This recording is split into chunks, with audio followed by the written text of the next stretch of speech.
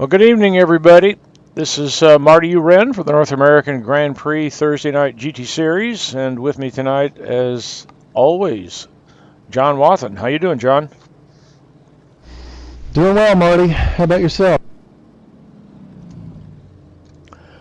Oh, just got here under the wire, and looks like we're good to go. And tonight's race is at Barcelona. I think that's in Spain. And Yeah, you're correct.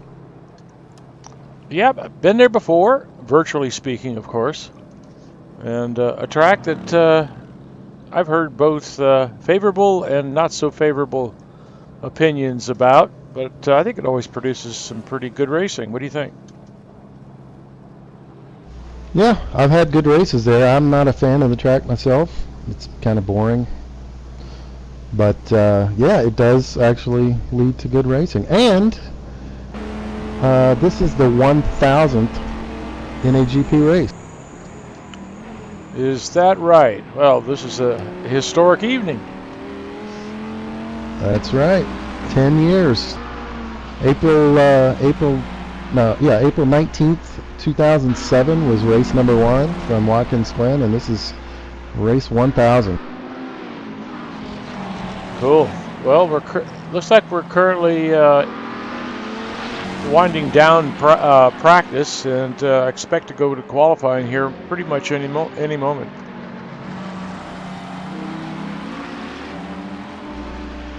I think you're correct. And we see here currently at the top of the charts, of course, they've just gone out for a new practice session, so these times are probably a little bit raw. Showing Chris Moses currently at the top of the charts with a 1:43.2.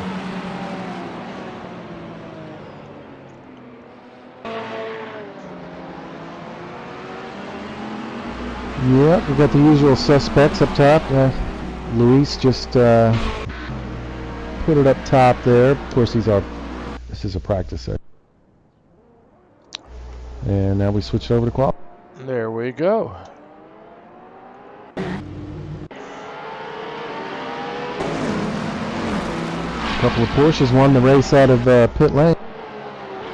Yeah, that was quite a Poole parade. and Werner. I think Poole's won the race out of pit lane for the first qualifying session more than anyone. You'd think this was the start of the race, the way these guys are running.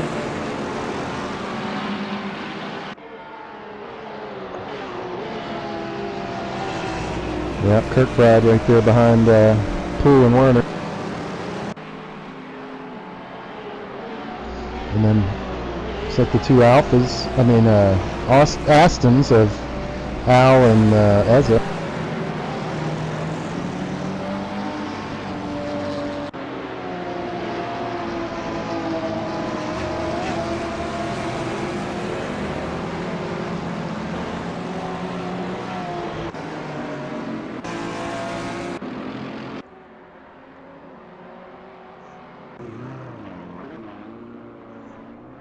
Oop, looks like a Ferrari is out there overheating his tires on his outlap. I think that's Matt Taylor.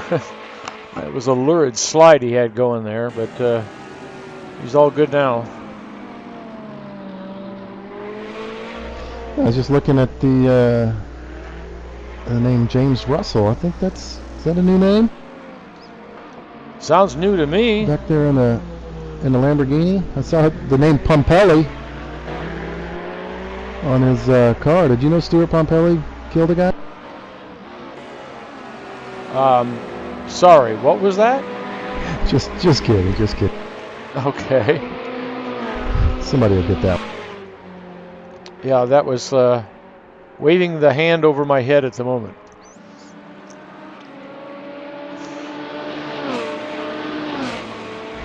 Well, welcome, James Russell. It does sound familiar. Maybe he's been here once or twice. I think we do have a new racer tonight, though. Named JT.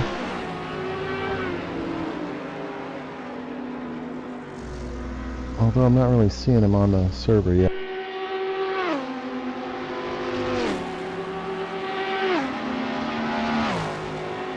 Whoop, there's that loose Ferrari again. Who was that? I don't think he got away with it that time. We're looking in the background.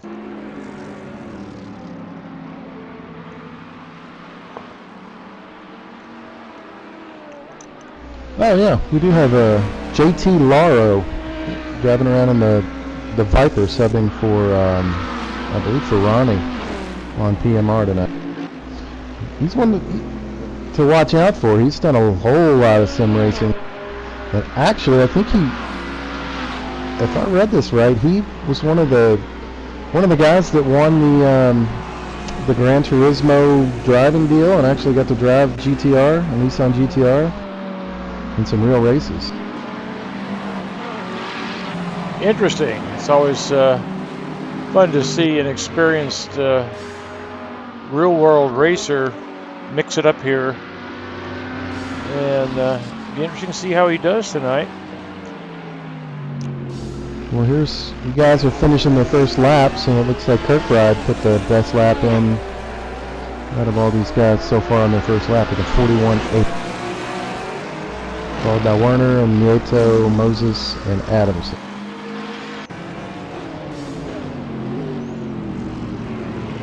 Boy, it is busy out there.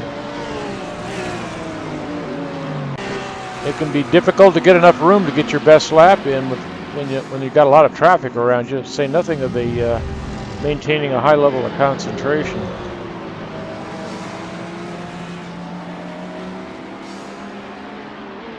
Yep, that's one of the.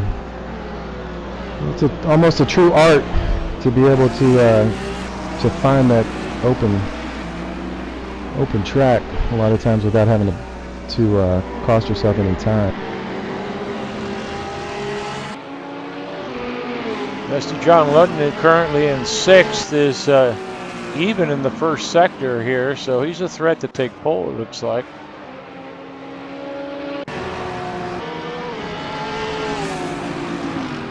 Wow, speaking of pole, David Poole is carrying 70 kilos of success ballast tonight, so I probably wouldn't look for him to be up front tonight.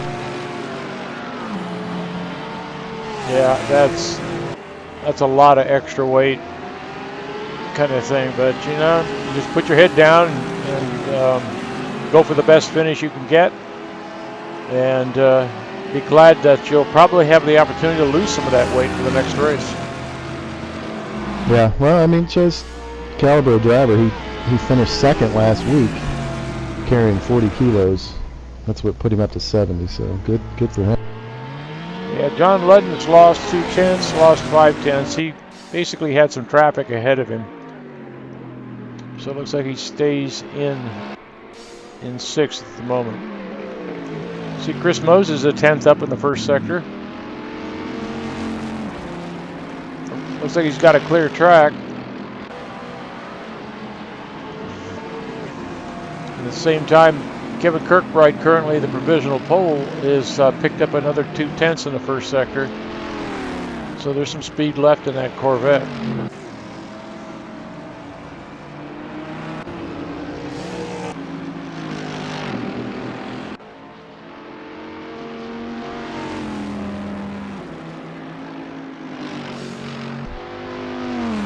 And Moses drops a 10th at the end of the second sector here. Kirkbride continues to improve. He's down a 10th in the second sector.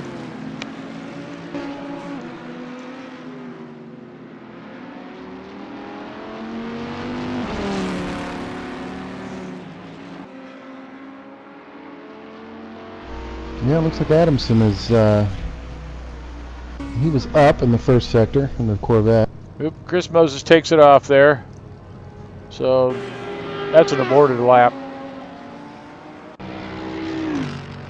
Yeah, Kirkbride aborted. He's only 300ths up on second place Andrew Werner.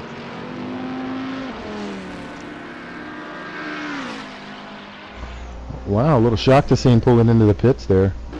Yeah, he was. I didn't see if he made a mistake. That third sector must have been a disaster. So Looks like Adamson has dropped a 10th after the second sector.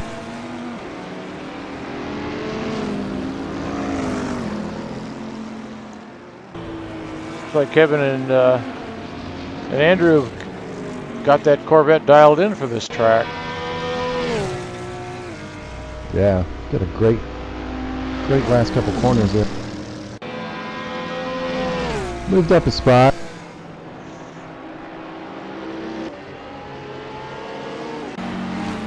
Now we see Luis Nieto 2/10 up in the first sector.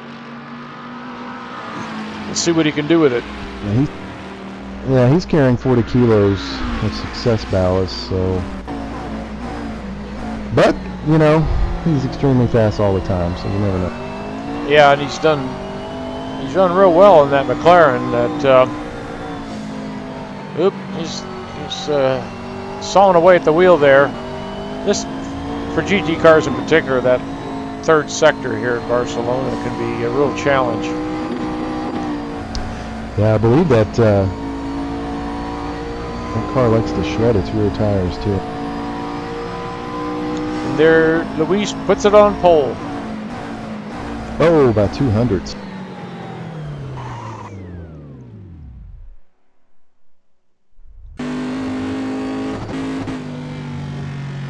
I'm assuming there's no cut penalty for going wide here between the last two turns because everybody's got four wheels off, way off in the scenery. Nope, that's not going to be penalized tonight. The track actually is has a little bit less traction out there, so we figured it's not really any quicker to go that way.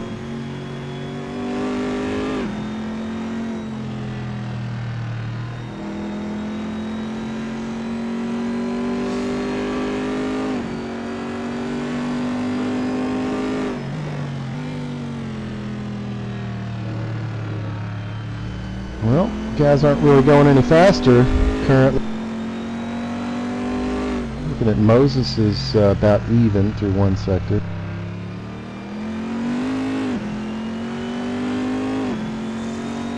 Here we're on board with Kevin Kirkbride. It looks like, you know, he's a 10th down, but he's in the ballpark here. But he's got some traffic up ahead, so it'll be really impressive if he can make good on this one to take back that pole position. Looks like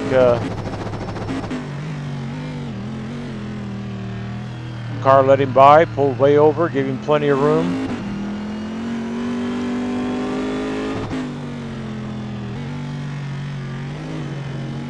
Whoa, got a little too much curb there.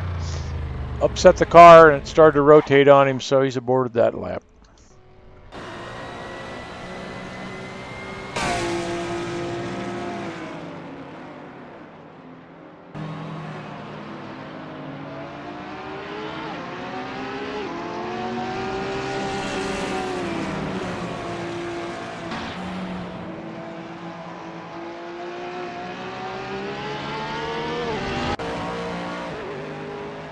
Looks like Aaron's on a decent lap. He's only a 10th off through the first sector. Yeah, notice that. So he's now 7/10 in the second sector, so he's got the possibility of some improvement here from 9th position.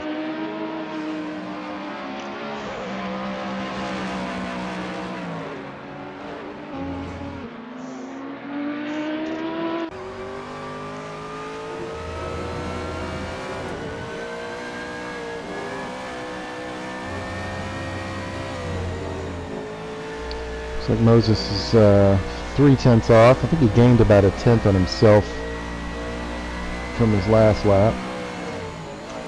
Well, Parsons pulls it up to 8th place.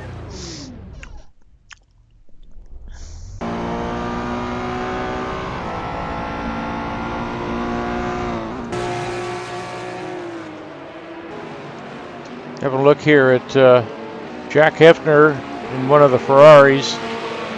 Currently in 9th, showing for some pretty good pace here.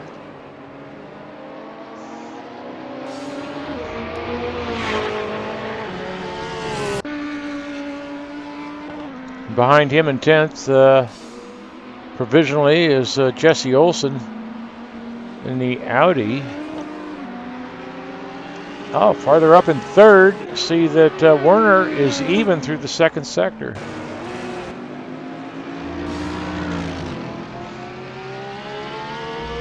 Yep, looking good.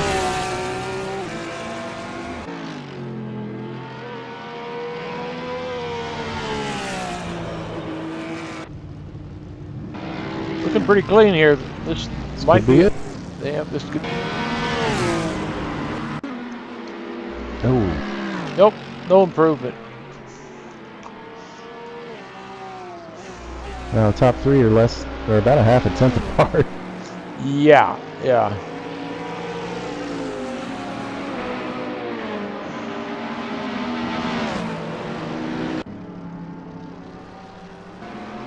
Yeah, Kirkbride shows even in the first sector so far, so he's still pushing to see if he can get that that pole back. With only 200 separating him and Luis, it's definitely doable.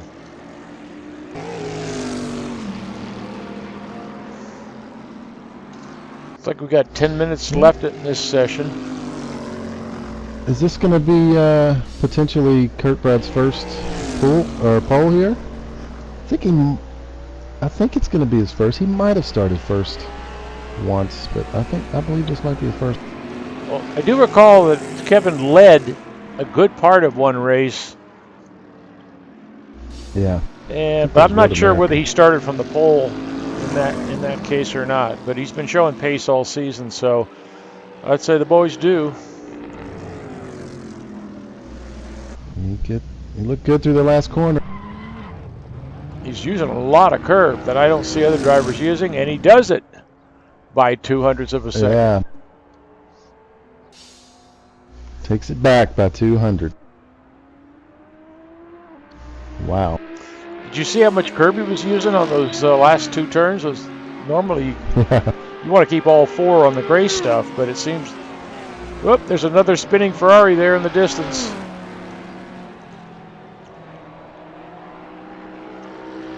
I'm not sure who that was.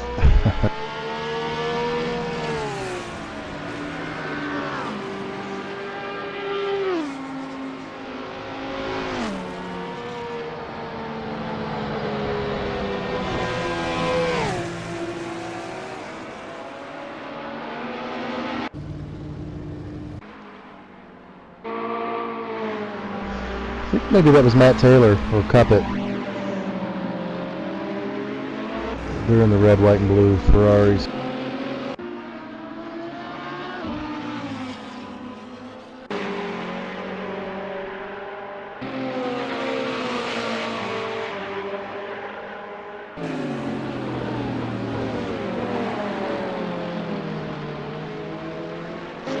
Yeah, nobody's green. I would think the Ferrari would be well suited for Barcelona. It's got, fast sweepers where, good stable balance is key. Yeah, I agree. Those guys, this is only their second race in that car, though. I mean, I've worked out all the kinks. Last week they had to carry 40 kilos for switching, so I don't think they might not be quite up to their normal pace yet, but give them a week or two. I'm sure they'll be there.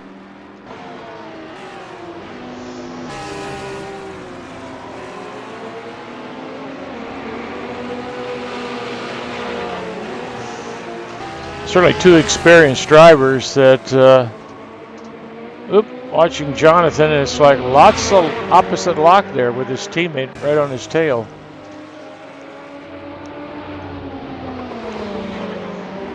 This wouldn't be an attempt at some team drafting. Whoa! It looks like Taylor took it off right behind his teammate.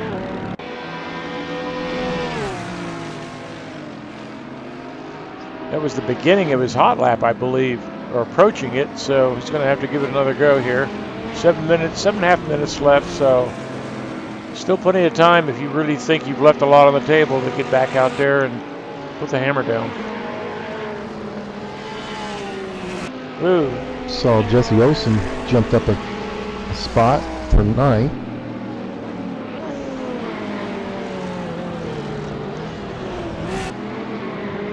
You know, Jonathan Cuppett is out there in a drifting contest in that Ferrari, so I'm guessing they're running similar setups, and it just isn't getting the job done.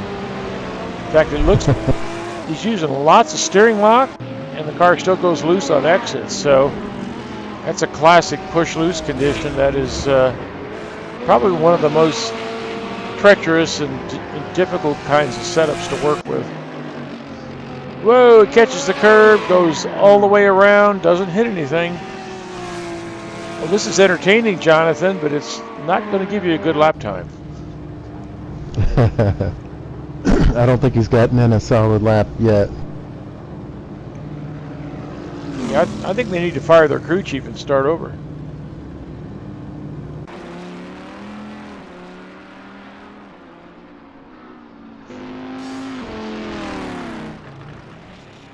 Chris Moses continues to put in some promising laps, showing a 10th off in the first sector here, and a clear track ahead. Looks like except he takes it off. Adamson's looking pretty good. 3/10 behind in his second set. See if he can gain a little bit on his teammate. Currently 5th. Yeah, kind of missed the apex in the last turn, so he may have been a little late on the throttle. Yeah. Yeah, no improvement. No improvement.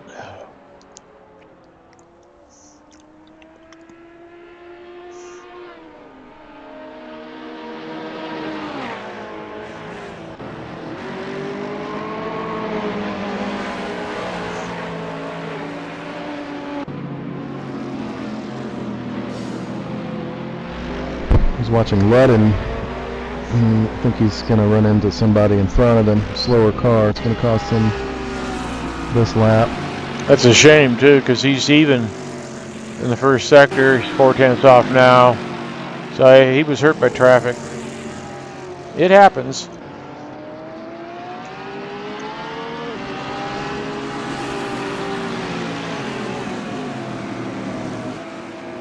I mean, if the guys ahead are on their hot laps, you know, there's nothing to say they have to move out of the way just because the car behind is faster.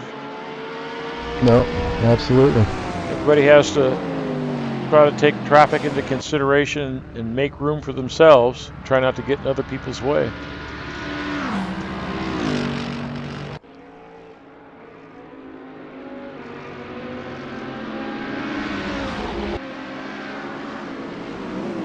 Yeah, I'm sure he was hoping that other driver was going to park it after that, but they're still going, so I don't know. He might want to pull it back into the pits and start over. Well, that other driver is Luis Nieto, so I don't think he's going to be expected to be held up too much. And Luis is currently in second. Luis was on an outlap then, I believe. Luis pulls over now. That was an abort.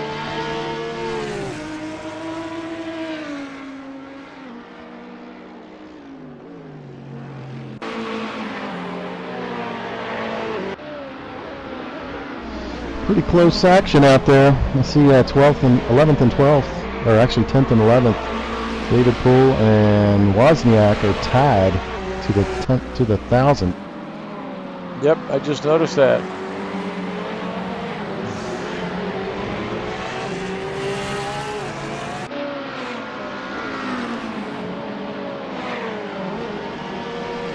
I see a surprising number of cars with treacherous oversteer. Looks like people have really loosened it up here.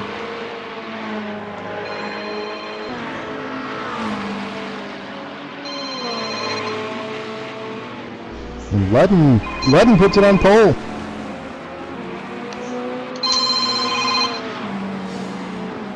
After Nieto got pulled off to the side, Ludden just put it right up on pole. And by 2/10. He sure enough did.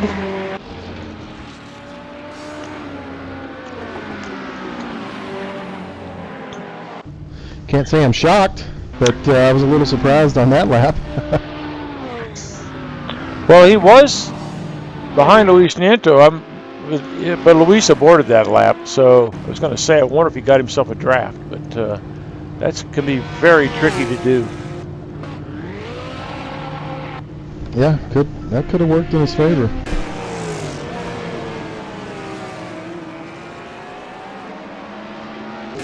Well, patience paid off for Ludden that time. I told him he should park it. I was wrong. Well, you know what they say, never give up. We've got a minute and a half to go here. So guys on track have an opportunity to improve. Guys that are not out there, not so much.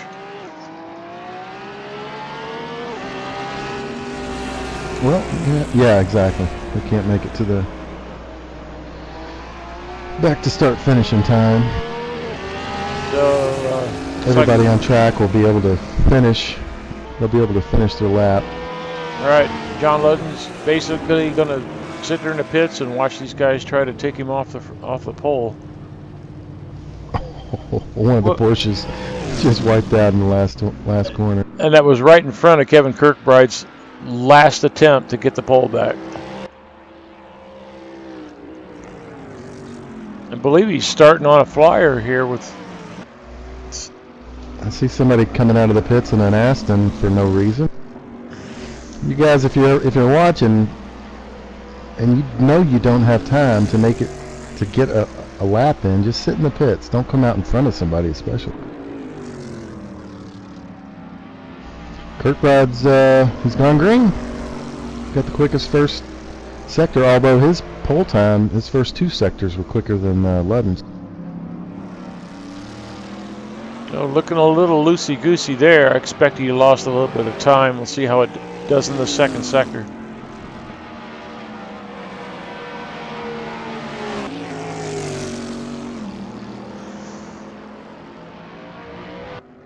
That's the thing. The car can feel wonderful to you and turn in competitive times, and then you just try to push it just a little harder, and it just kind of like comes unglued. He's 0.2 down in the second sector, so. And then the cars behind him are all in the pits, so I think he's got a solid second, front row starting position here. Yeah, I don't think he's going to be able to catch Ludden's time.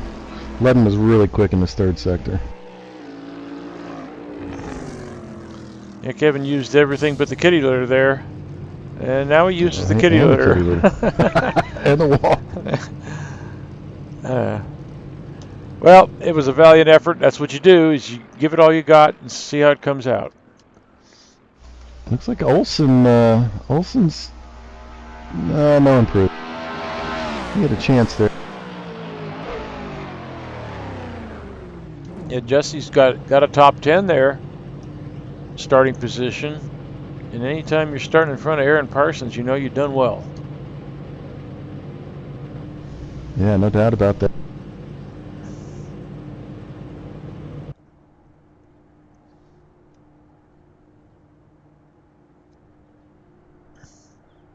Let's see if Moses can improve. He's going to have to really haul to move up from 6th. And nope. There you go. Ludden takes the pole. Yes, indeed. I'm noticing that third place Luis Nieto is carrying 40 kilos. Fourth place Andrew Werner is carrying 20 kilos.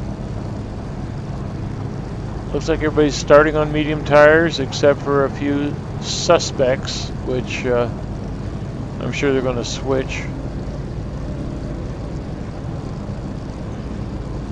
Well, we got a 5-minute drivers meeting here to wait. So let's run down the starting order on pole. John Ludden in a Mercedes-Benz. In second, Kevin Kirkbride in a Corvette. In third, Luis Nieto in a McLaren. In fourth, Andrew Werner in a Porsche. In fifth, Andrew Adamson in a Corvette. In sixth, Chris Moses, Dodge Viper. Seventh, Zach Hefner in a Ferrari. In eighth, Brad Marys in a Porsche. In ninth, Jesse Olson in an Audi R8. And 10th, Aaron Parsons in an Aston Martin. All right, 11th is Al Merrimon in an Aston. 12th is Bjorn Heyman in the Mercedes. 13th, Abe Wozniak in the McLaren. 14th is David Poole in the Porsche 911, carrying 70 kilos. Wow. 15th is Mark DeGraw in an Audi. 16th is Trevor Snowden in the Corvette. 17th is John McIntyre in a Porsche. 18th is Matt Taylor in a Ferrari. 19th is David Maros in an Audi. And 20th is Dan Thorpe in a McLaren. John, go ahead and finish him out. I'm stuck on the grid. Okay. 21st is JT Laro. Welcome.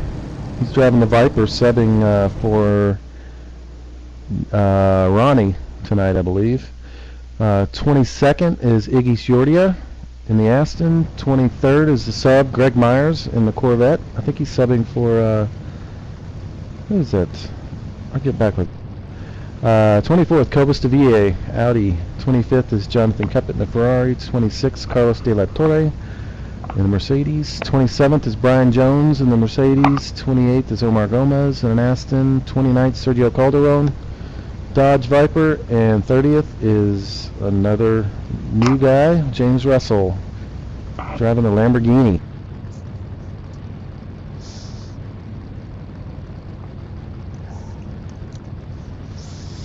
Oh, Greg's subbing for Trevor's teammate, David.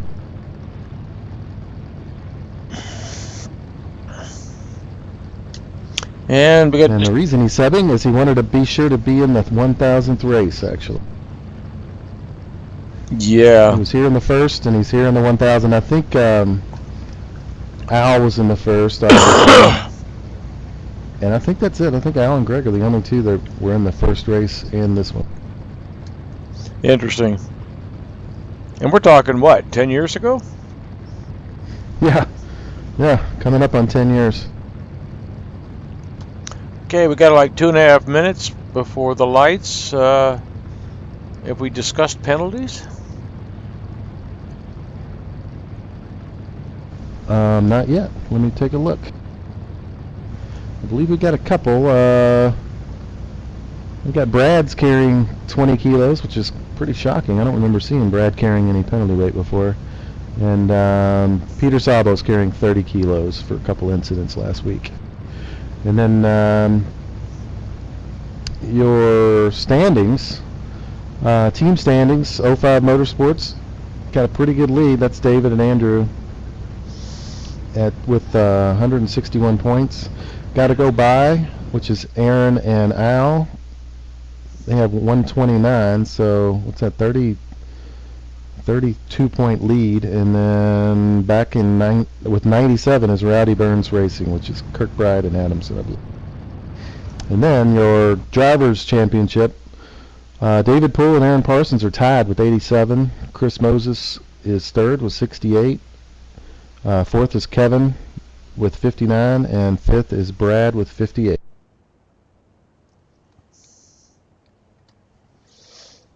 Yep, and the season winds down.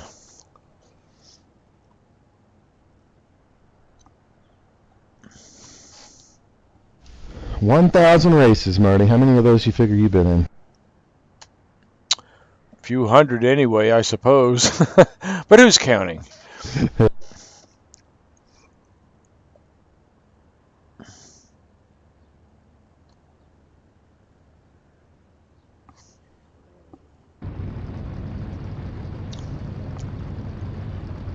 Well, should take the time to thank Al for doing this. I mean, he's been here the whole time, putting up with everybody's crap and doing a good job of it. So thanks, Al. Yeah, for sure. It's I think the success is attributable to a well-run administration that's put in the hard work and got it done. So we got lights. We're about to go. All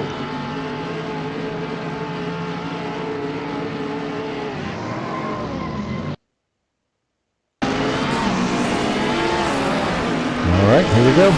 Clean start. looks like so far. Big grid. I believe we had 30 starters for this race.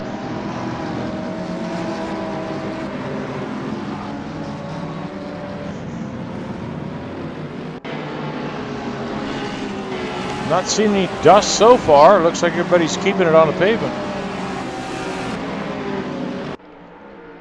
Yeah, looks good throughout the field so far. Make sure you get your car off the grid if it's on there. No, it's not. You're good. Whoa, we've got some cars going around.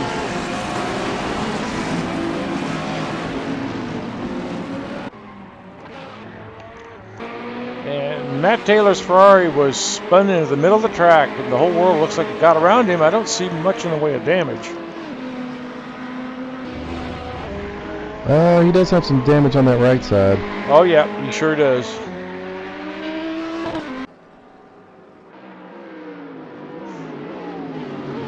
So, up front, John Ludden leads with Kevin Kirkbride in hot pursuit. Looking very aggressive here on the leader. Luis Nieto in the McLaren in third. Keeping an eye on that situation.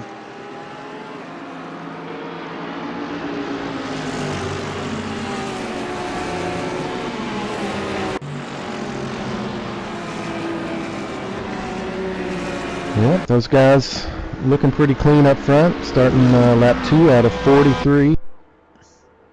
Looks like Ludden has gone defensive here, coming down the straightaway, staying to the inside. Kirkbride takes it to the outside here. They are side by side, and Kevin Kirkbride sneaks through. Nicely done. That's a bold move. You gotta have a lot of confidence in your car and the driver you're door to door with there to do that. But obviously he likes what he's feeling. Oh, Ludden goes to the outside. Ooh, Ludden has the position here in the hairpin on the inside, takes the lead back.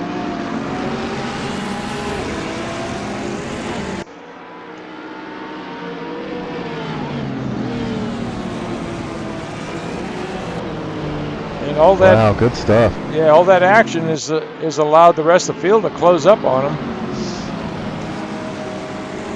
So now we got a 4, 5, 6 car battle. Ooh. Yeah, Kirkbride just dropped a wheel on the sand. Ooh, and he's Nieto, well. No, he's way wide, and he gives up second and stays in third.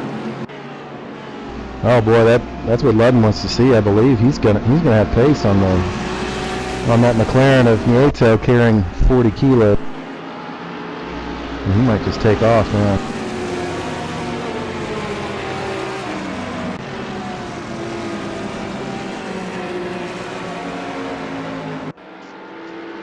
Yeah, behind those three, Andrew Werner, Chris Moses, Andrew Adamson. I mean, it's just nose to tail back for like a dozen cars here.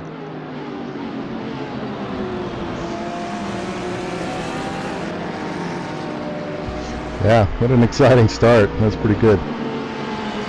You know, you watch these races, and when the season starts, the new GT racing season and the professionals, the guys that make their living doing this stuff, are supposed to be the best at their game. They're hard pressed to do as well as this. I mean, you see some silly stuff. You see some good racing. Don't get me wrong, but my point is that these guys here at North American Grand Prix do every bit as well with just as difficult of conditions. Just so they don't have to pay to repair the car when they screw it up. Yeah. It's a big factor there.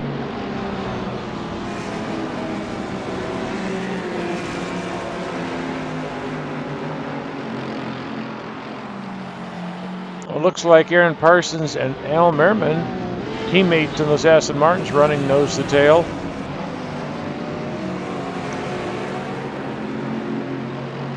Parsons putting a lot of pressure on Jesse Olsen, currently running in ninth. Ooh, it looks like Al ran a little wide there behind, but he gathered it up.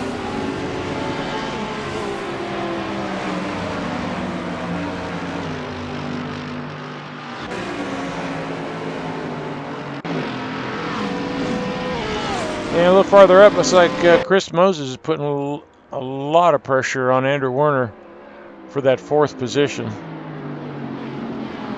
John Ludden continues to lead. Luis Nieto is comfortably in 2nd. Ludden's starting to put a little space between them, and Kirkbride is comfortably in 3rd at the moment.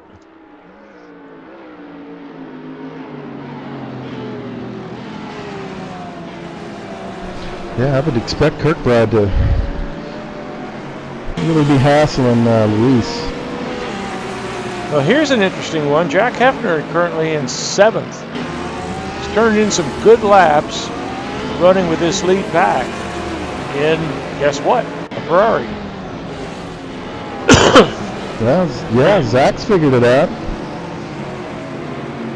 I wonder if he's sharing it with the other guys, Taylor and Cuppet. Apparently not, from what we're seeing. Yeah, good point.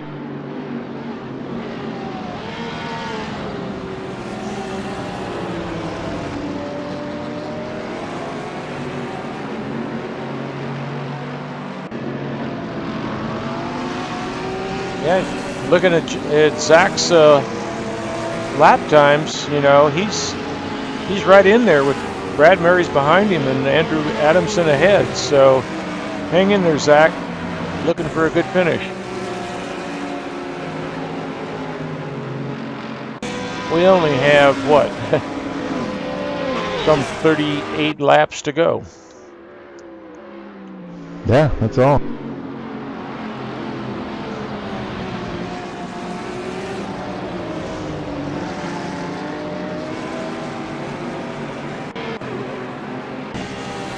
Like Jesse Olsen has still got Aaron Parsons filling his mirrors. Jesse's looking pretty smooth here. Parsons is running wide here, pushing that big Aston just as hard as he can.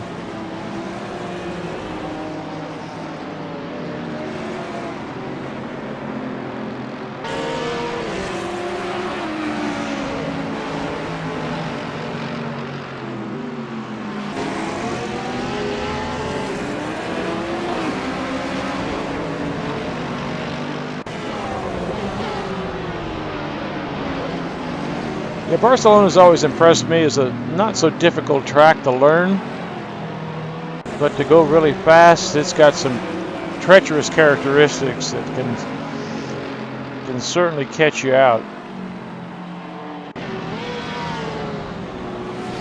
Yeah, definitely.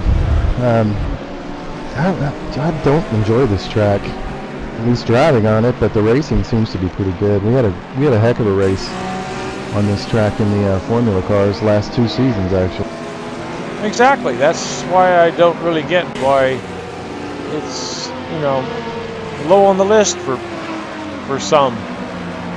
To me, it's, even when it comes to just lapping for practice and setup, I've always found it challenging to find that extra few tenths and get a car that keeps, you know, I can keep under me for a long stint without throwing it off into the kitty litter.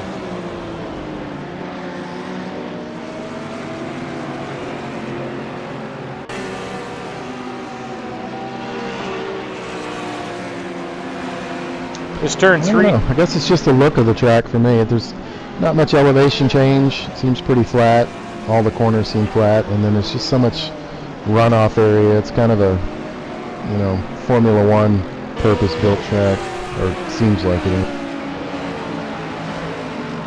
Oh, I guess for myself, the scenery is of less importance. I tend to be more preoccupied with the car and the track when I'm out there. And here, you know, there is some elevation change and some tricky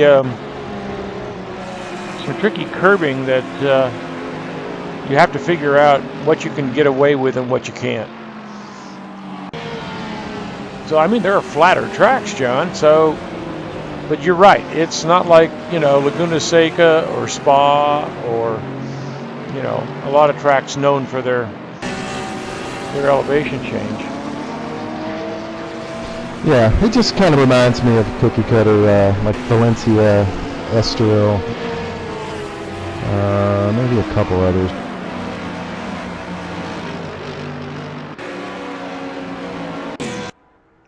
Well, checking back with the front here, looks like John Ludden has opened himself up about a 1 second gap.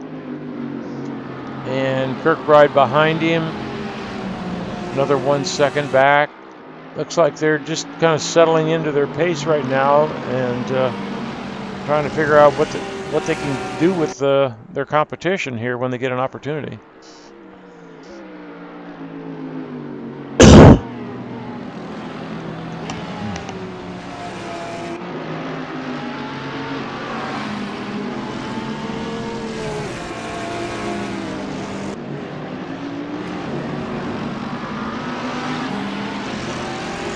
I see Hefner hanging in there in 7th.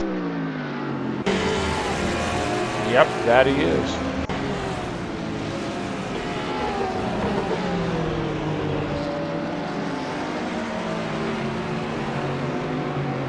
Yeah, I bet those other Ferrari boys are probably scratching their head at the moment.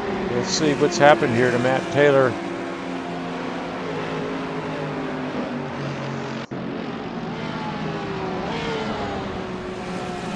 Oh yeah, Taylor and Cuppet are both out, along with Sabo and Gomez. I don't think Sabo started this race, actually.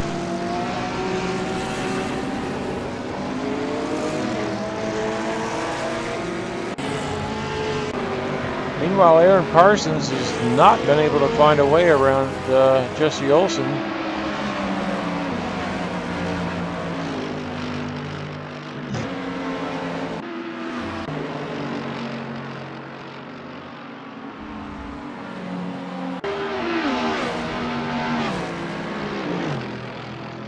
Ooh, Andrew Werner's dropping down the order here. Oh, he's out.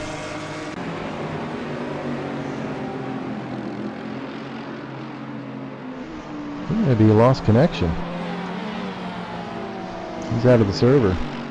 Yeah, we just caught the end of Mark DeGraw making a nice inside pass at the end of the straightaway on Abe Wozniak.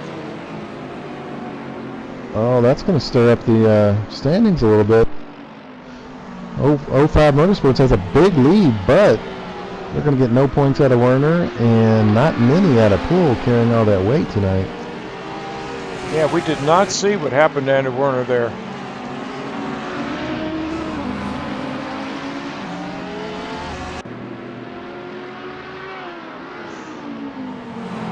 Nice little scrap here for 12th place between Mark DeGraw and Abe Wozniak.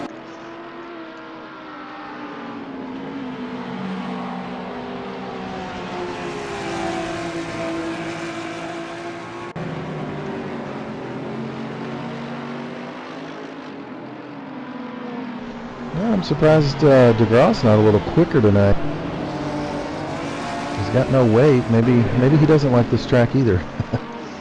Well, some tracks are better suited to some drivers, and I think that has everything to do with the ones you like and the ones you don't.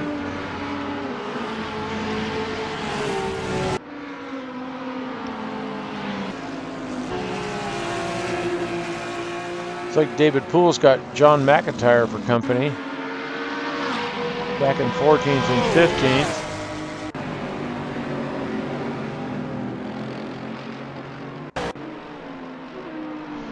I see that Nieto's over 2 seconds behind Ludden now.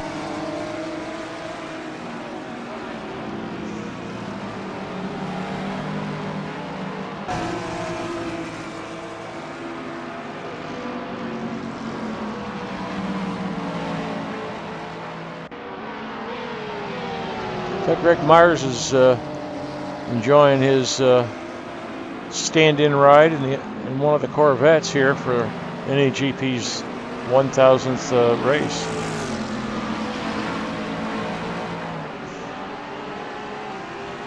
Behind him, Dan Thorpe, Iggy Jordia, JT Lauro, Trevor Snowden, David Maros, Brian Jones, Carlos De La Torre. I think we had a switch of positions here. Or I see De La Torre twice in the order. I think that's DeGraw and De La Torre.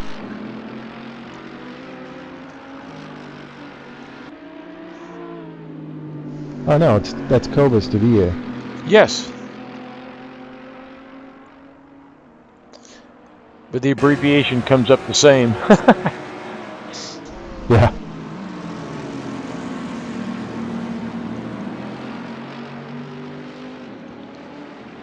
Well, they're in a nice little scrap. It's like Cobus basically wants that position, and Carlos has got other ideas.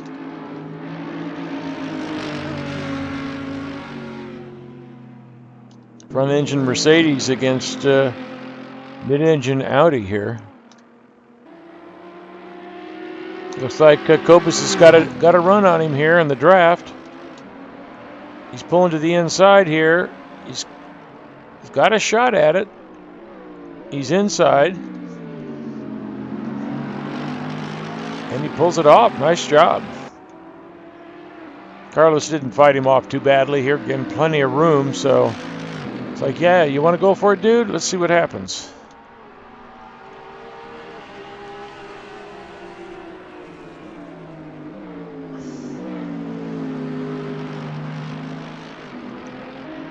Yep, like we've said, no matter where you're running in the field, there's plenty of opportunity here for some good close racing. Yeah, absolutely.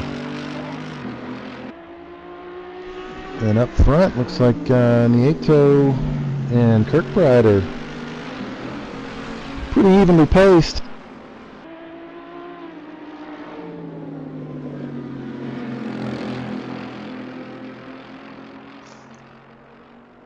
Yeah, I'm looking. I don't see any closer battle than these two. Looks like Cobus is starting to put a little distance between him and Carlos.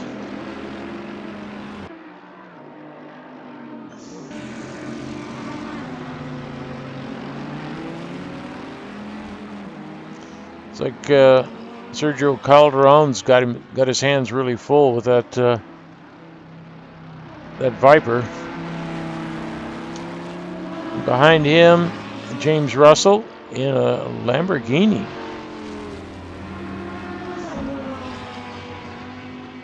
Probably the only Lamborghini in the field, don't you think? I believe so, yeah.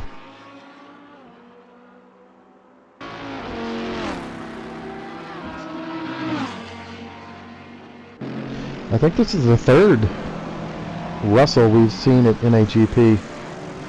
We had Darrell, and then we had another Russell in the Saturday League. Do you recall who that was? And they were related, weren't they? I'm not sure. Yeah, I'm trying to think. That was quite a while ago.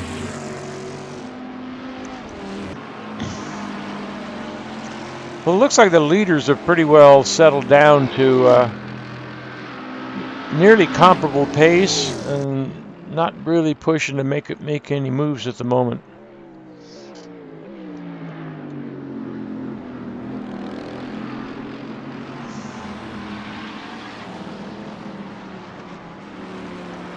Though Zach Hefner's got Brad Mary's behind him and Andrew Adamson ahead of him. These three are looks like they're pretty locked into a battle to see who blinks first. Zach looking very racy in that Ferrari. Yeah, trying to give Adamson a little notice that he's back there. He's been behind him the whole race. Yeah. Sometimes you get to a point where you can't find an opportunity. The guy's running clean, won't make a mistake. that you can take advantage of, so you have to kind of start doing something different to give him something to look at in his mirror and see if he cares.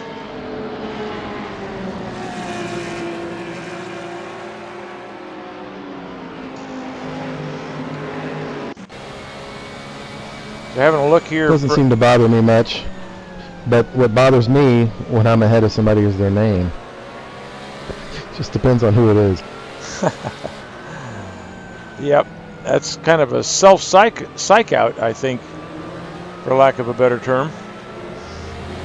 Yeah. Well, we're on board here with Brad Marys, looking ahead at Zach Hefner and Andrew Adamson ahead of him. It's a good battle.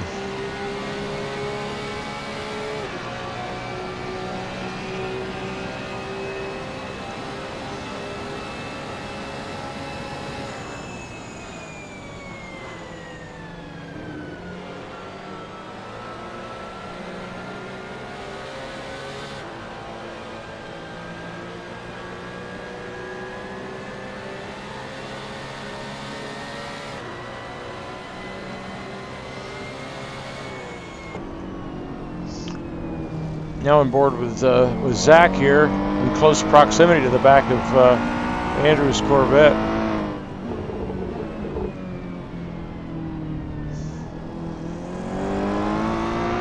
Oh, and Ludden, I just popped on his name. He's disconnected. Oh no.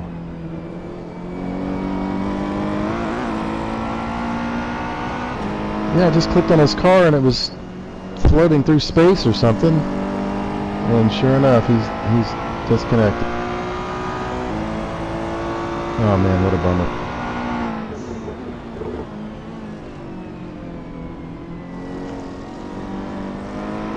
Well, just watching here from on board from Zach Hefner's Ferrari, I gotta say that Ferrari looks positively sweet.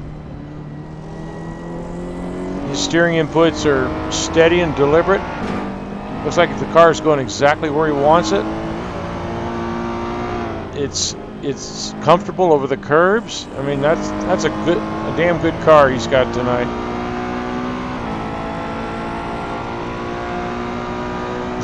I'm sure Matt Taylor and Jonathan Cuppett don't want to hear that.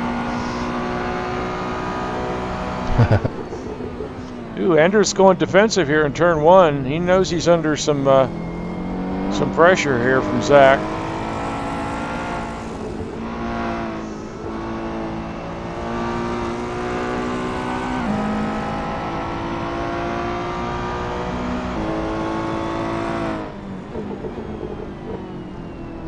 Well, the unfortunate disconnect from Ludden means Nieto and Kirkbride we just lost. Oh yeah, Adamson just slid up.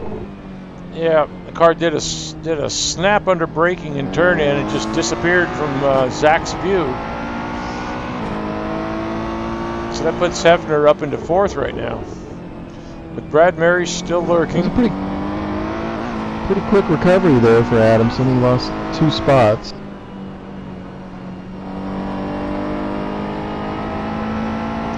Well, he was. And now Hefner finds himself in 4th place. Yep, Andrew was pushing pretty hard here. Zach had the heat turned up on him.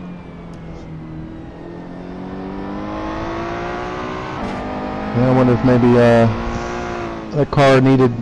Adamson's car needed to have the brake bias adjusted a little bit more towards the front later in the stint. Yeah, some cars and some types of setups will just change on you through the stint, and you have to compensate as you go. Other cars ideally will stay stable, and the balance won't change, and you just keep driving it as hard as you can and not have to sweat it.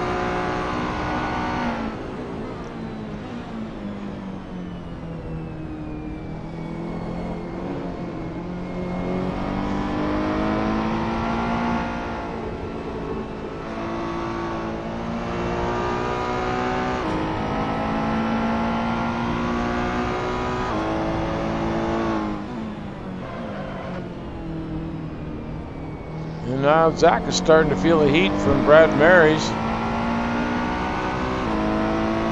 Yep, Brad's getting awfully racy. Yep, Zach's sliding it a little bit. Well, he's sliding it quite a bit there. Yep.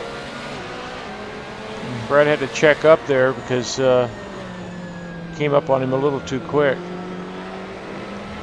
Well, you don't want to use up your tires yet. He's going to have to go another 6-7 lap.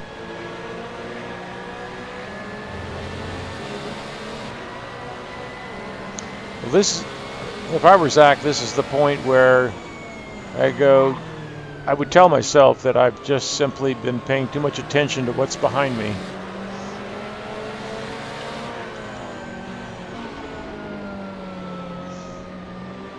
Yeah, and you know when it's somebody that's been here forever like Brad, you know you can trust him not to ever, you know, dive bomb or get in too deep or bump into you, you know. You can run your own pace. Yeah, exactly. And that is one of the nice things about running a league like North American Grand Prix is that the guys run against each other every week.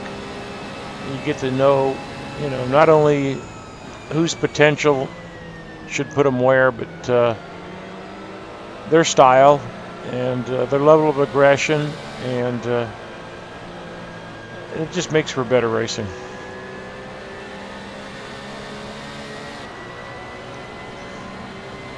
Because one of the most unnerving thing, whether it's real racing or virtual racing, is that you're running in close proximity to a guy you've never met, never talked to, never seen before. You just know his car, and you're learning lap by lap and turn by turn what you think you might be able to expect from him. And that can be put a little sweat on your brow. Yeah, definitely. Looks like McIntyre's gotten ahead of David Poole and Wozniak.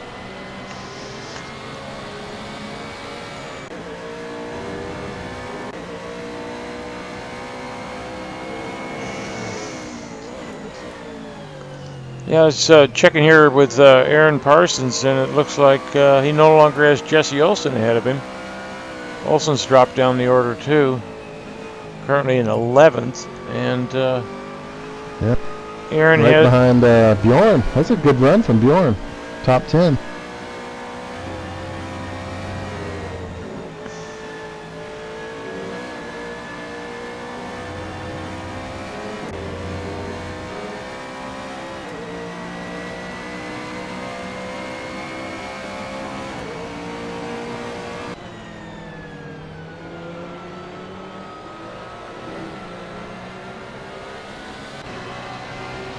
Currently up front, your lead is less than a second still. Kind of curious to see if these, see how these pit stops turn out, because Nieto's carrying that weight, 40 kilos.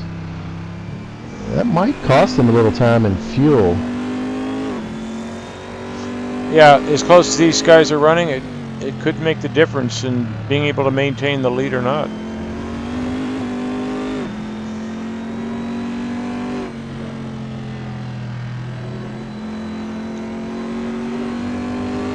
So what, we're going to expect pit stops around the 21, 22 laps? Yeah, I would think so. Yeah, been riding here with Kevin Kirkbride kind of thing. It's like he's got the rev limiter there at the in a couple of sections that looks to me like it might be a little short on gear.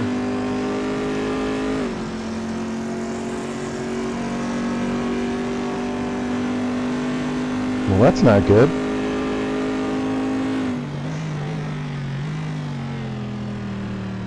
Either that or he's just deciding to leave it in the lower gear there instead of upshifting. No, he's good in the top gear.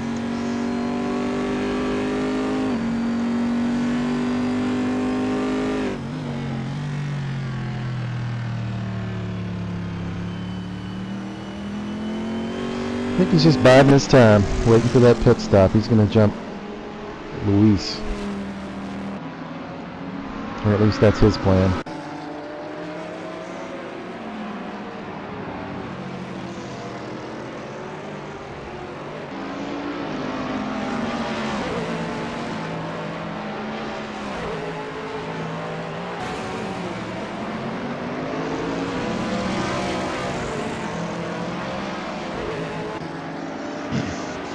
Looks like Aaron Parsons just turned his best lap in pursuit of Andrew Adamson.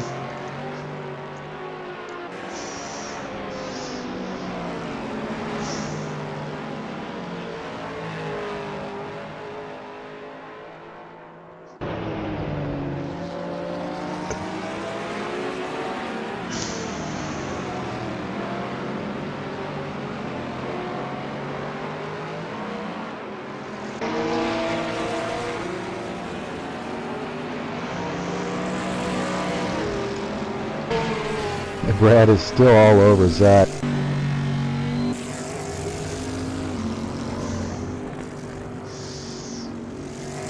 And I think he's got a run down the front straight. Zach takes a defensive position on the inside. Oh, and Brad breaks way deeper. Finally makes the pass.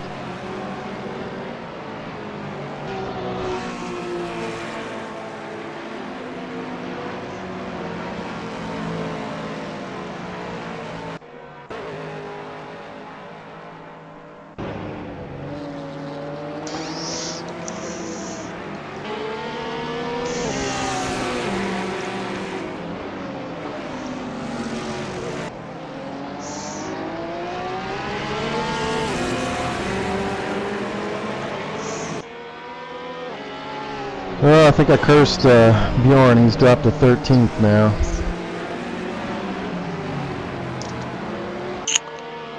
Yeah. The broadcaster's curse is a definite bummer. I don't know. Why do we do it? Well, it's happened to us, so might as well share it. Ah, payback, huh?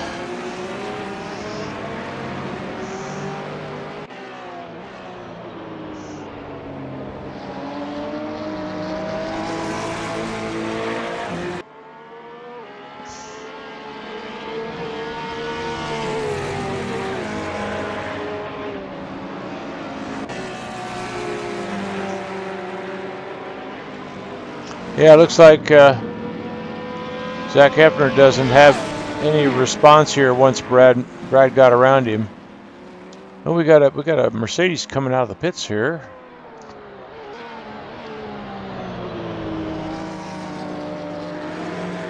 Looks like Brian Jones pitting here on lap 20.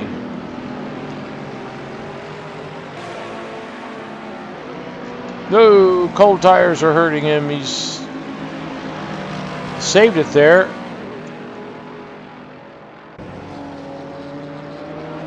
So David Poole's in the pits.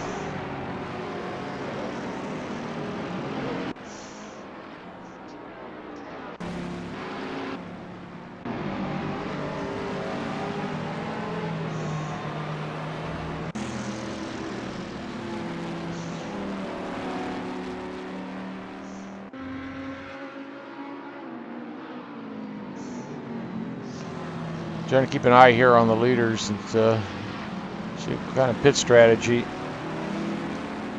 they're going to go with here to see if be interesting if Kirkbride can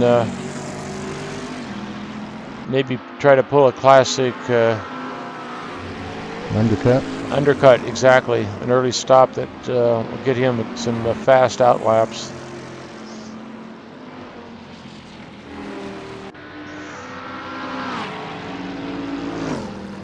Seen Moses do that a couple times this season too. He's running in third, within sight, so I wouldn't doubt it to see him try it. But maybe he's close on fuel every week. I think that Viper's kind of a thirsty beast.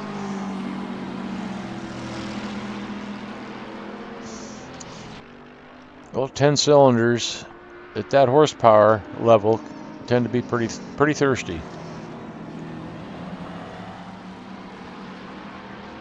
Yeah, but he's about 4 seconds back of second place, so his pit stop would have to make a fairly large difference for him to gain any much of an advantage.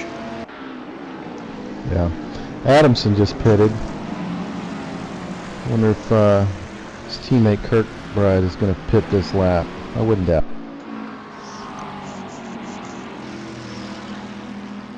So they're kind of mixing it up. One pitting on 21st lap and one pitting on 22nd, likely.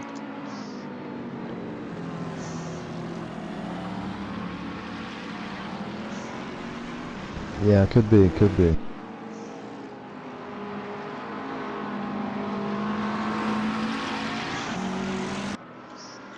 Comes the leader around the second to last turn, past the pit entrance, stays out, as does Kirkbride.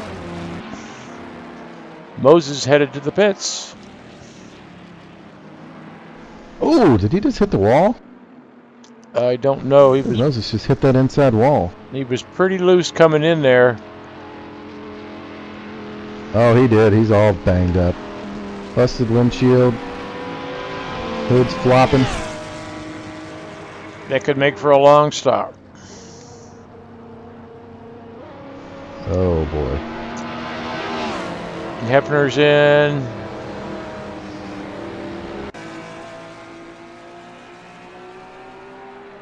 Looks like the Aston Martins of Al Merriman and although Parsons came in.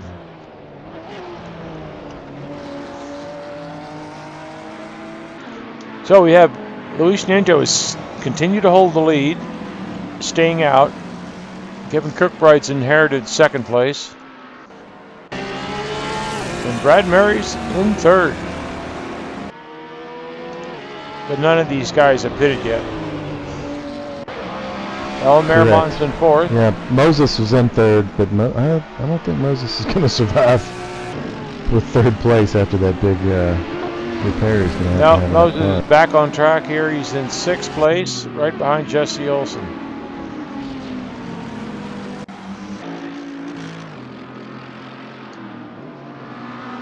Here comes the leader, headed to the pits. Kirkbride stays out another lap. Stays out. Yeah. See what Brad does here.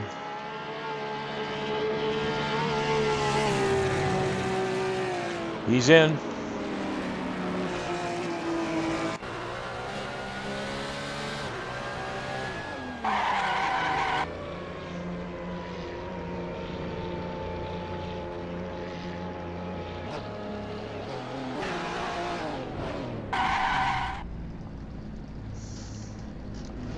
Olsen's pitting. And followed by Johnny Mack.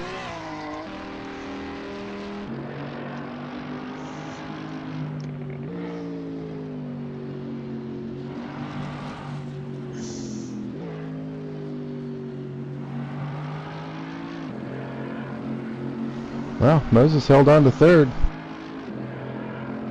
He's got a heck of a pit crew.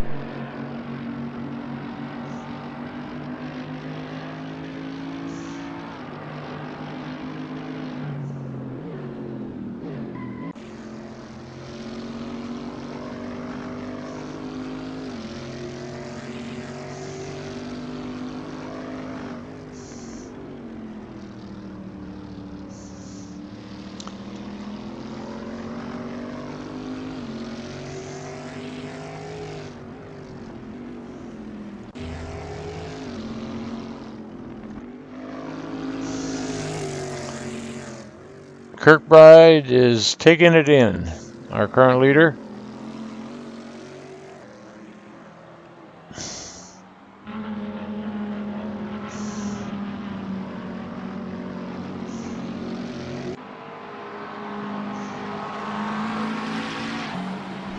Yep, Nieto's coming through second to last turn now.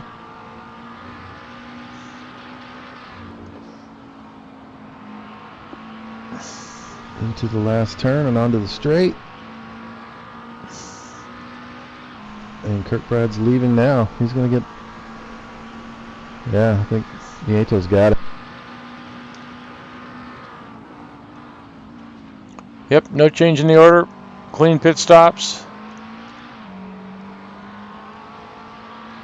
Yeah, I think Nieto actually gained about a second in that, at least a half a second. And Moses still hung on to third. Hard to believe.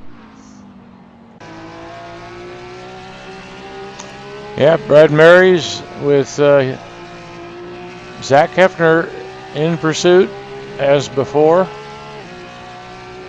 You have to keep a look at the lap times here to see who's got pace on who.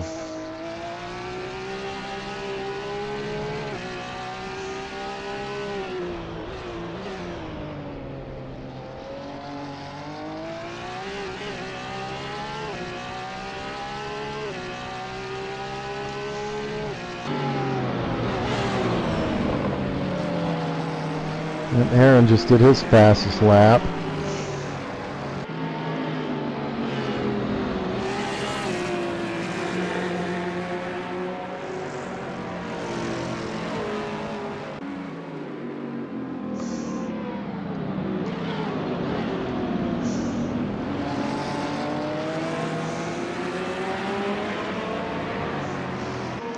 Yeah, starting to see some lap traffic here among the leaders.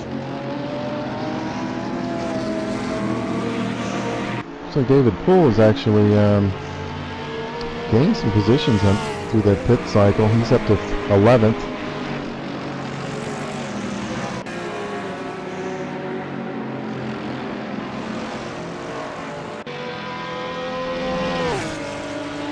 That's good for 6 points for the team.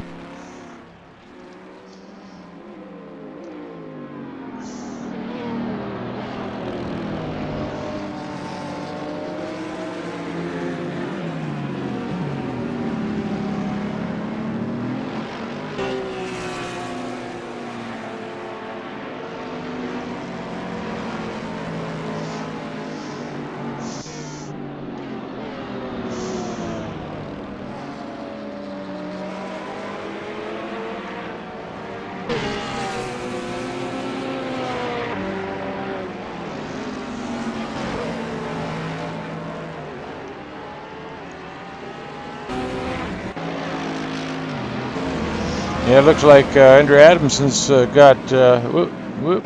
What was this? Oh, that was De La Torre. Yeah, lap cards. De La Torre went off. Getting out of the way. But I was going to say Andrew Adamson's got Aaron Parsons for company here in a battle for 6th place.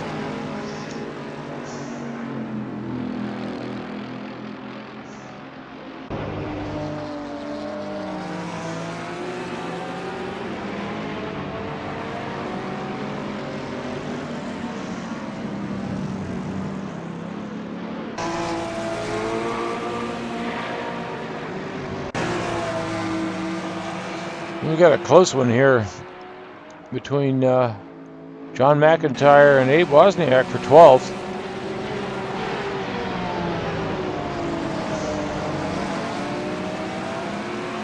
Abe is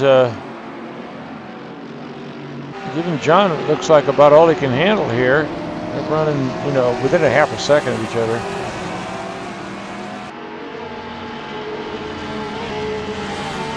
Yeah, and they're pretty close to David Poole up front.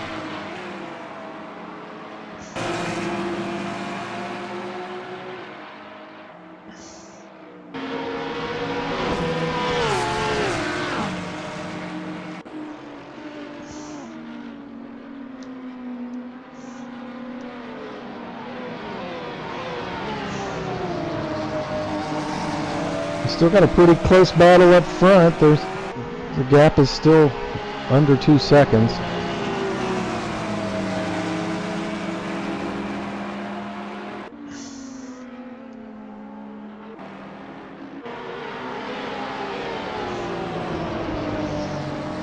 Kirkbride just did his quickest lap, which is the quickest of the race, and it's 0.2 faster than Nieto.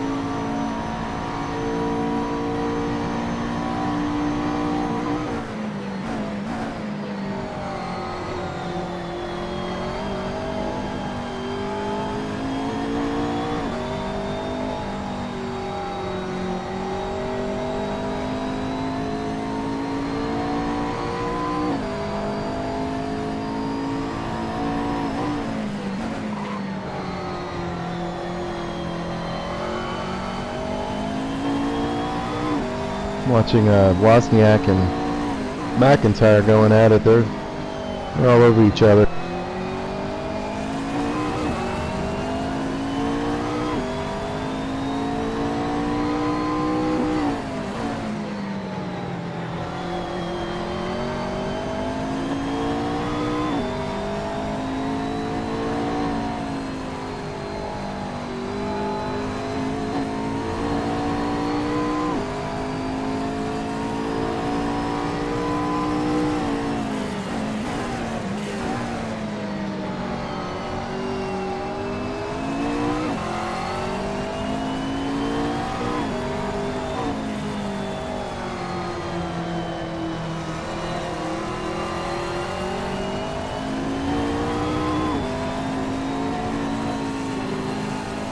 Kirkbride gained another 0.2 on Nieto in that last lap. Currently the gap's only 1.6 seconds.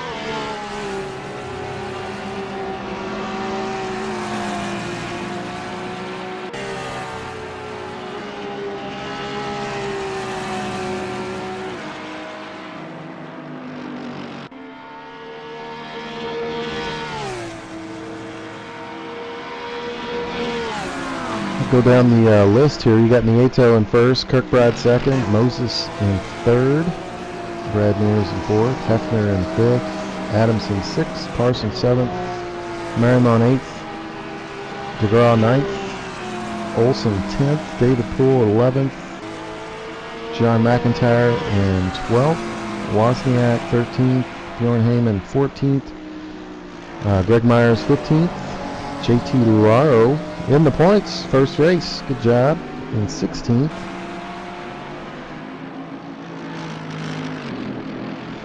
Then you got Dan Thorpe in 17th, Iggy in 18th, David Maros in 19th,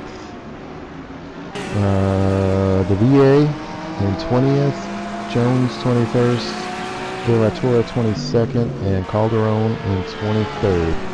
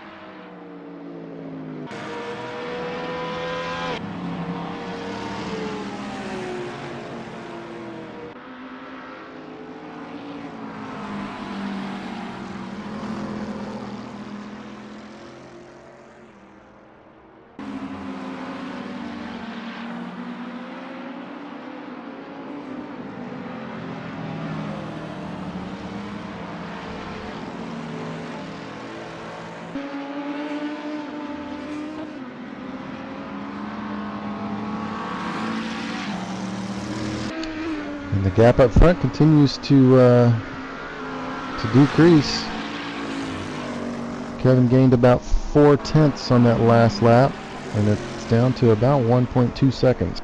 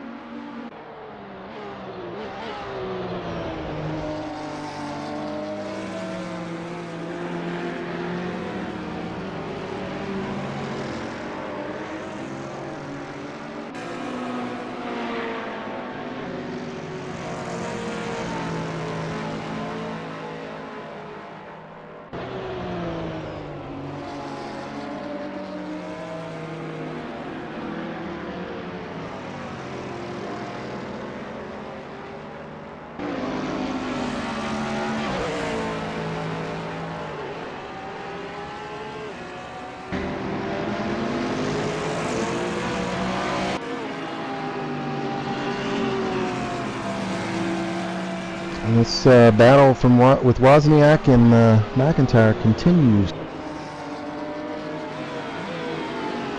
And they've got a lap car ahead of them. Might come into play. Let's see if Wozniak can use that to his advantage.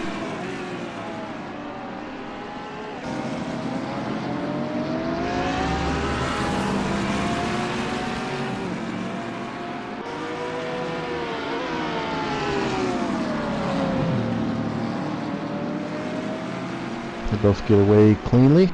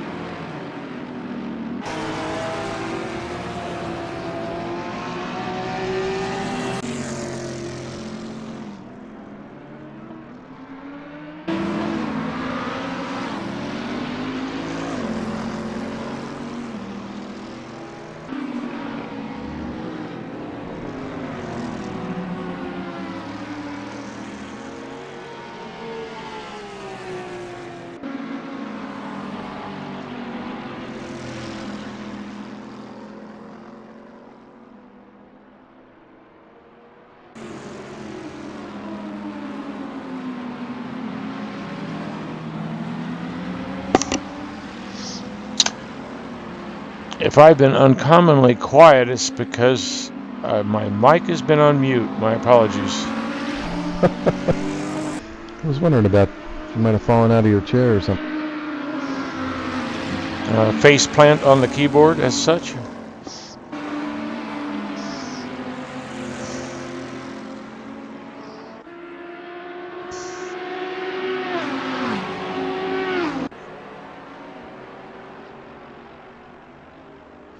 Your leaders are dealing with lap cars at the moment.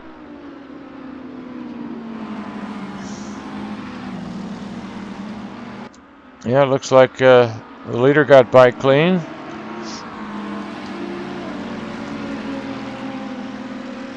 And Kirkbride in second place. Looks like he's gotten by with fundamentally no change in the gap between them. But what I was saying, which I'm sure the whole world was deprived of, is that Luis Nieto had turned his best lap about a lap ago and stabilized that gap to Kevin Kirkbride.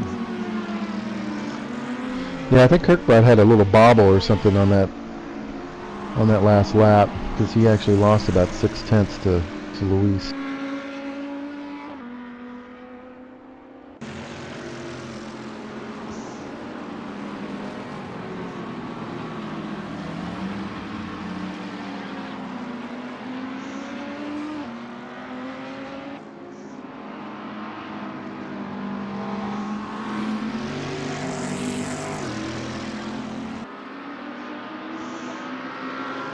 Yeah, looking behind second place here to third, Chris Moses. You know, that's a long way back there in a lonely third place. Not much heat behind him.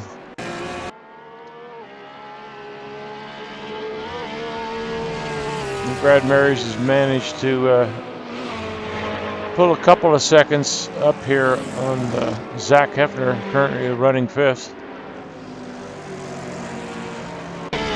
Who we just caught going a little wide there on the last turn.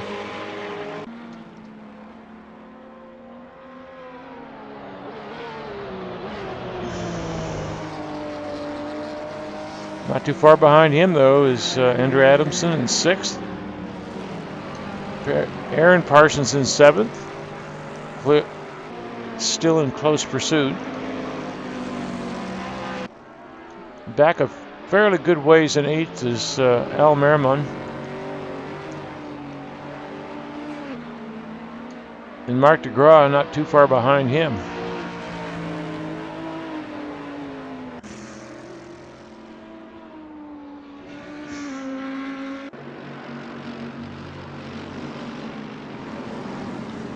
Back with the leaders, it looks like once again Kevin Kirkbride starting to eat into that lead to Luis Nieto.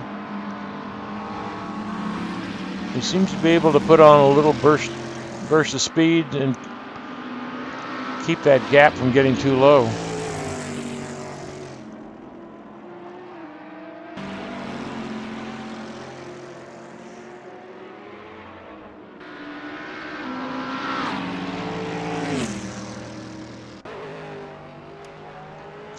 Yep, they were even on that. Pretty even. Lap, pretty much. That's about as even as you get.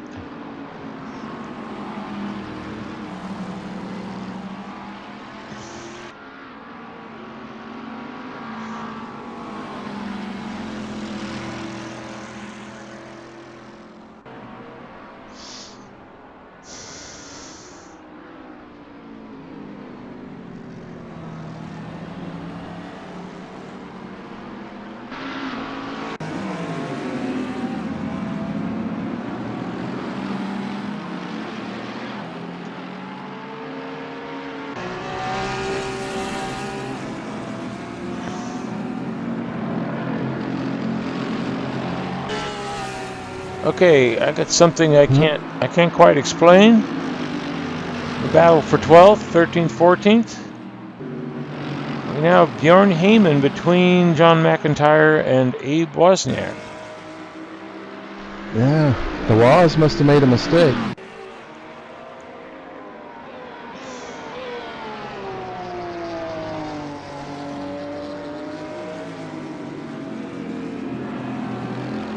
Those two guys were together for a long time, Right, but now right. there's about 5 seconds apart. Yeah, I think you're right, John. It must have been a mistake on Abe's part to put him back that far.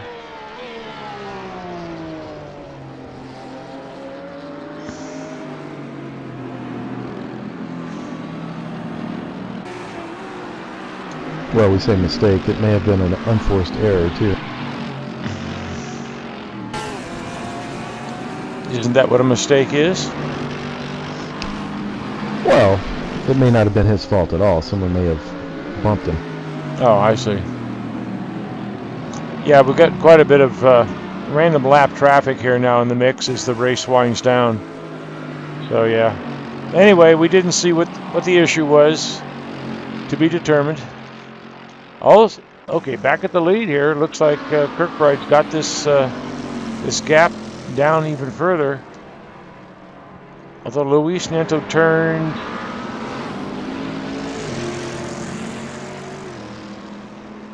a better lap than Kevin last time around. Yeah. Not that much, though. So what we're trying to say is there's no change.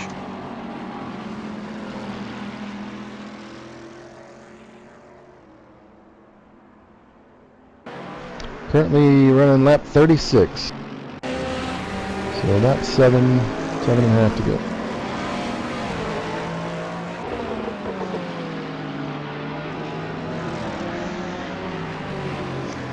Looks like Andrew Adamson in 6th is so far been able to hold off Aaron Parsons. It's no small task. Yep, for sure. That there again, I think Andrew and Kevin basically have got a handle on that Corvette, and it's not just about speed; it's about consistency and driver friendliness. And they have competitive speed, as Kevin Kirkbride in 2nd place is showing us. Although it has to be said that John Ludden, dropped out from the lead and appeared to have been stretching it at that point. So, but what could have been? Yeah, it's got to be bummed.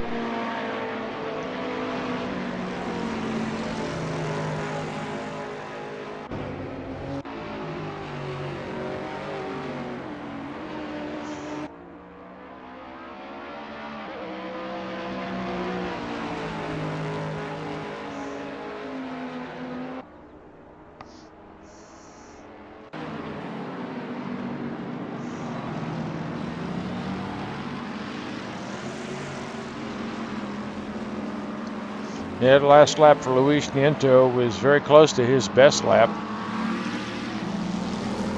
So that gap is still around 1.5 seconds. But we've got 6 laps to go? Yep, be starting 38, so 6 to go.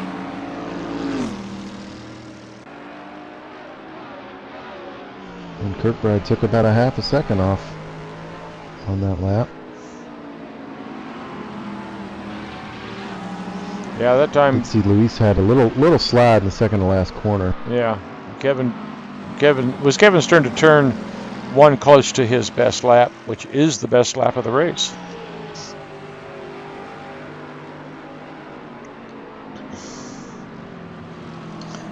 So I guess if I were Kevin, I would be thinking it's getting close to go time.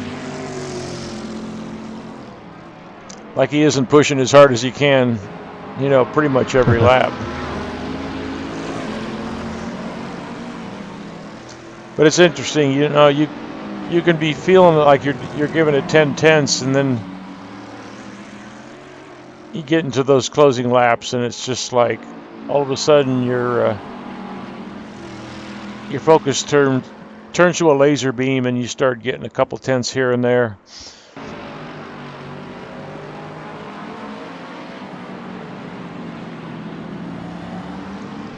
I felt that a few times.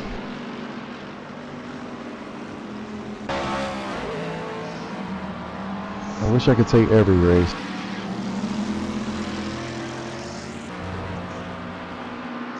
Well, that's the difference between the greatest race drivers and the rest of us. They do it all the time.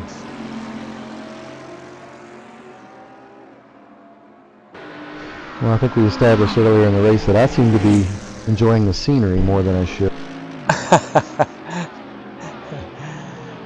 Yeah, I realized I was pointing that out as I said it, but I was just trying to point out the different, my perspective being different. But that's what we can learn from each other, perhaps. Oh yeah, I think you nailed it though. Well, we got Some of this. these tracks are just not enjoyable to me. These flatter tracks, I guess you would say. I don't really notice this one being very hilly when I'm racing it. Although, from some of these camera angles, I mean, it looks like it's got much more elevation change than I've ever been able to see while on track. Yeah, it's not as apparent from behind the wheel because they're not abrupt changes. They're fairly gradual. It's not like a Rouge at Spa or the corkscrew at Laguna Seca.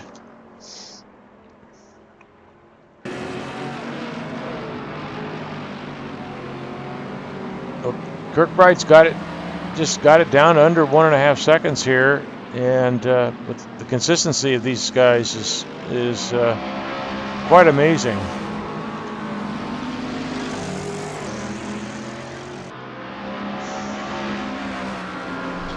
Yeah, they're definitely in the zone here.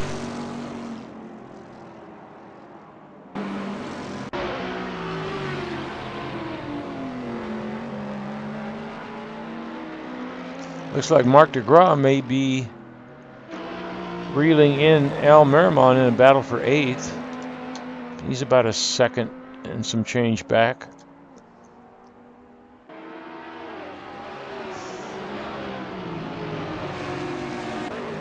Dan Parsons continues about a second behind Andrew Adamson. That hasn't changed for at least 15 laps.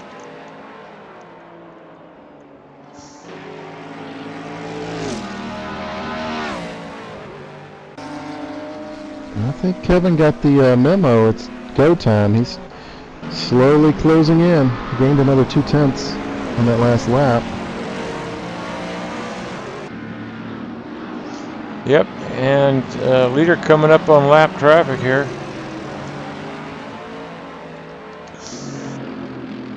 And the gap is below 1 second for the first time in a while.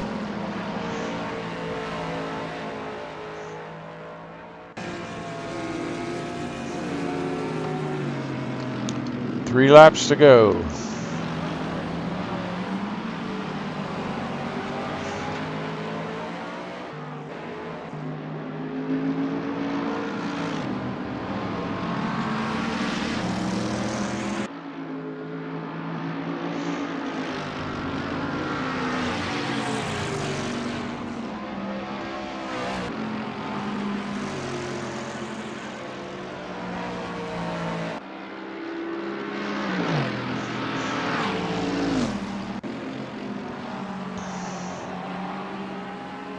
And another 3 tenths.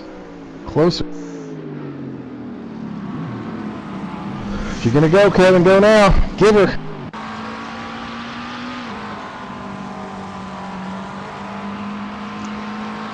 Yeah, looking back over Luis's rear wing here.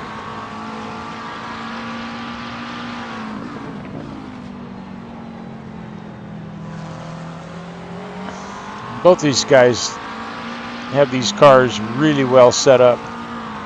Appear to be driving them at their absolute limit. Smooth and clean.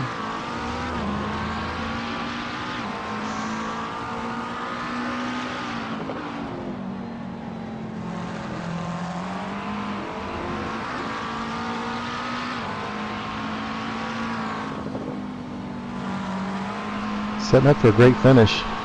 This is going to be one of the closest finishes we've had in a long time. Yeah, I believe you're right.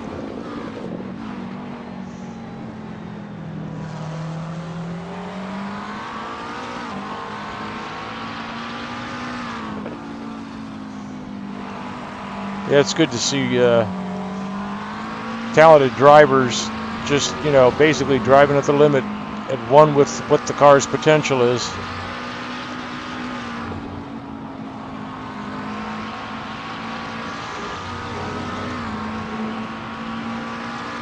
Yeah, Kevin's in that, he's close enough to start drafting.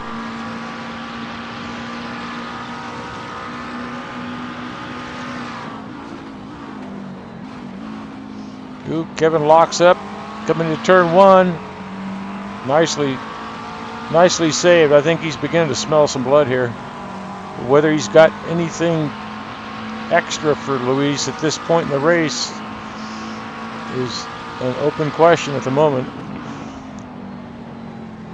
Yeah, he's pushing. He's pushing, giving her all she's got. That little lockup cost him probably a tenth or so.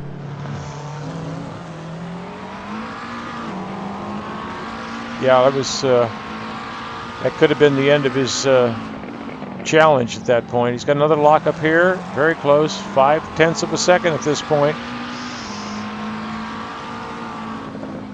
See, there's such a gap back to third place. Kevin doesn't have much to lose here.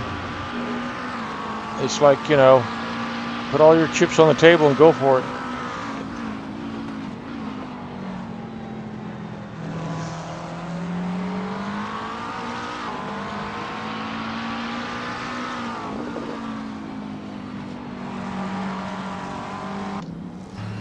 He's closed it up.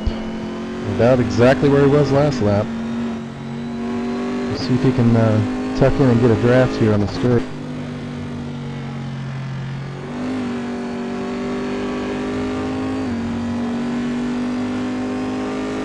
It's about as close as he's been so far.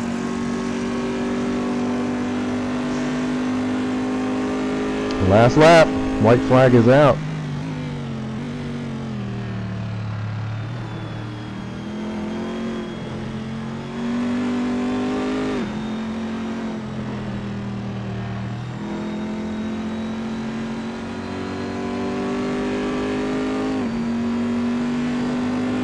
Tenths of a second. Luis slides a little wide there. You can see the car just squirming at the limit.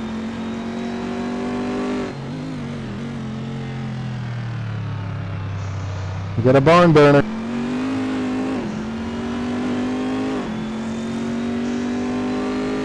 There's some lap traffic up ahead, but I don't think they'll necessarily get to them before the finish. Boy, that Corvette handles those high curbs well.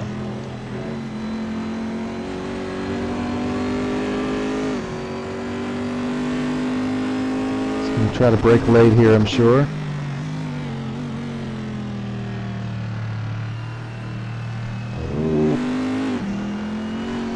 don't think he's quite close enough. He's a little quicker through this section. It's going to take... Nope. There just isn't anything left. Nothing left.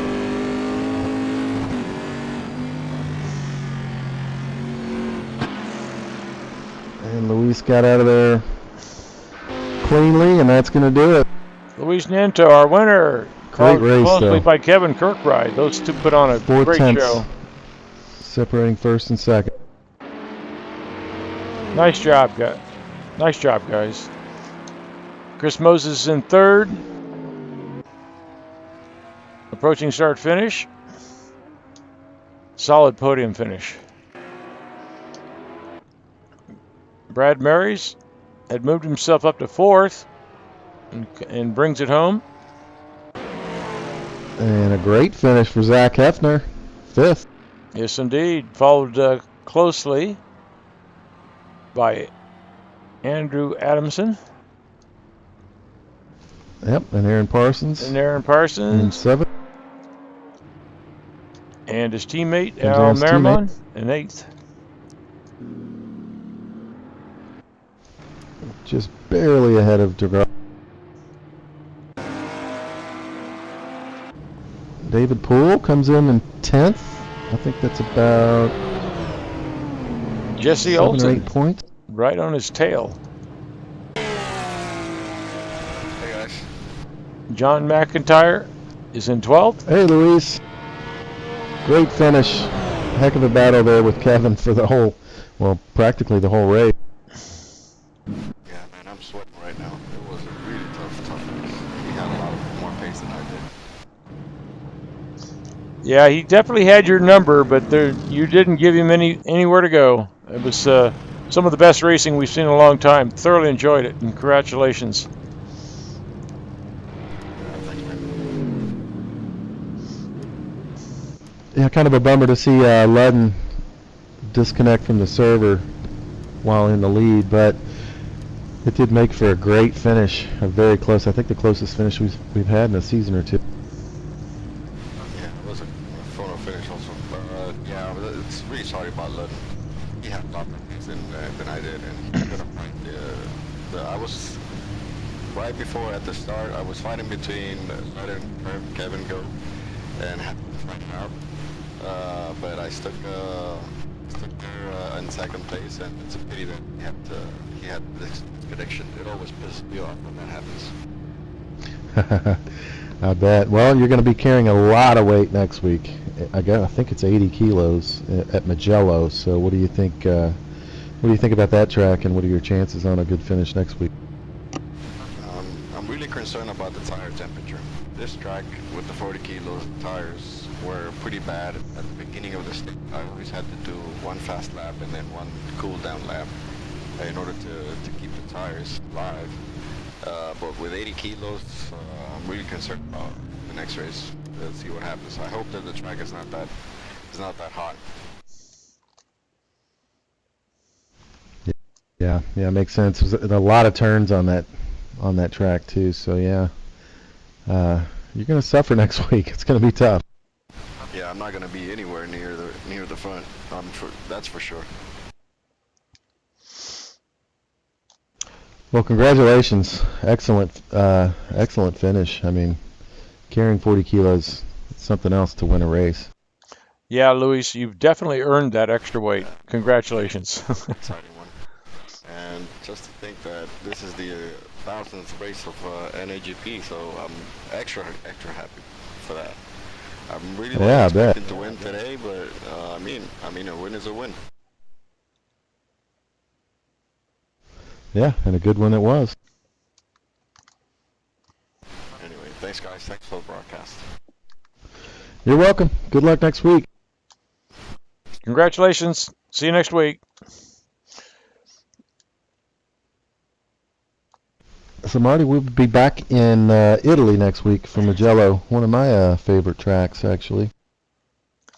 Yeah, we haven't run that one as much as some of these others, so I think it's going to be part of the dynamic's going to be who's put in enough preparation for a track they may or may not know as well as some of these others. So, as always, I expect great racing, and thanks for everybody for watching, and tune in next week. We'll be here. Hope to see you too. All right, take care.